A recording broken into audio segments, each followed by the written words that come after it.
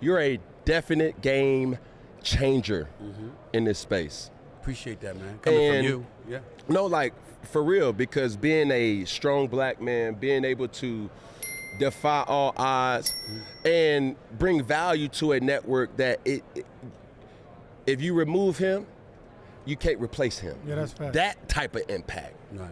Come on now. I mean, to me, you're supposed to be making an impact, especially in the world of sports. I mean, think about this for a second here. We sit on a perch, we sit in a chair where we get to hold people like yourself and others accountable for something we never did. Yes, sir. We were never good enough to do.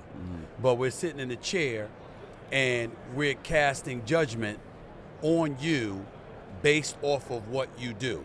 And so for me, what I try to do in terms of being that game changer is being somebody. It's not just about the flavor, and it's not just about it being tinged with the level of substance that I need to have, but the perspective that you can bring to an athlete and stand before him when the cameras are off, when the microphones ain't around, and you sit there and you talk to them man to man, and you like, this is how I came to this conclusion. Yes. Here is why. Yes. And I think that a lot of times when you have a lot of people in our line of work, the absence of respect that we garner is because that last part is missing. So you want to talk, but you don't want to go to the game. Yeah. You want to talk, but you don't want to go in the locker room. You want to talk, but when that brother want to come up to you and approach you man to man, face to face, you don't want that smoke. Yeah. Well, you're supposed to want that smoke because you're giving it. Yes, sir. Well, And if you're giving the smoke, you're supposed to be willing to stand up there in the heat of the smoke coming in your direction and either fend for yourself or be man enough to say you got a point.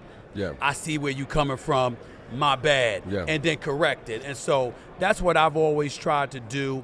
And the thing about it for me, I've never been shy about saying what I feel, particularly when I'm talking to athletes, because the intel that I get comes from them. Yes, sir. I'm not one of those guys that I'm reading something, I'm watching something, and I think I know. No.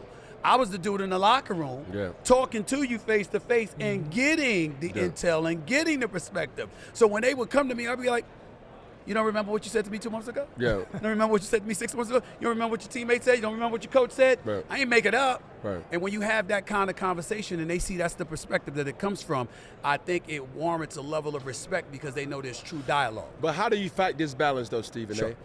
A? For years, right, there's been a stigma where you compare different versus a certain dynamic. Okay. You know, like when you are grandfathered in, when you are believed to be one of us, right? It's almost like that could be in some ways like, bro, I thought Stephen A was my guy. Right. How can he turn on me?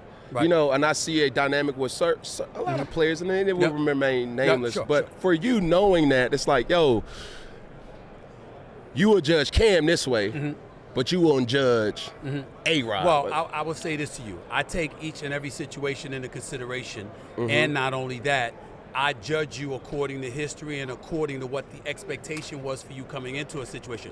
But I want to go a bit deeper because I think it's important to go a bit deeper with what you're alluding to right now.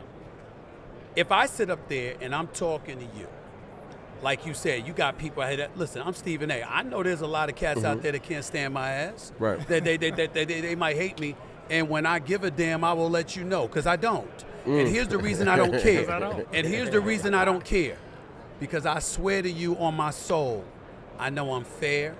I know I'm human. I know I'm not getting personal. Right. And I know that what I do, I can look you in your face and tell you why. We got brothers, we got sisters, we got family members, we got loved ones. You trying to tell me you never look somebody in the face and go like this, you messed up, man. Yeah. Here's why you messed up. Now. Yeah. How do we fix it? Yeah. They're getting mad at me for saying you messed up. It's too much emotions. And they're not thinking about the fact that I'm the same dude there that's going like this.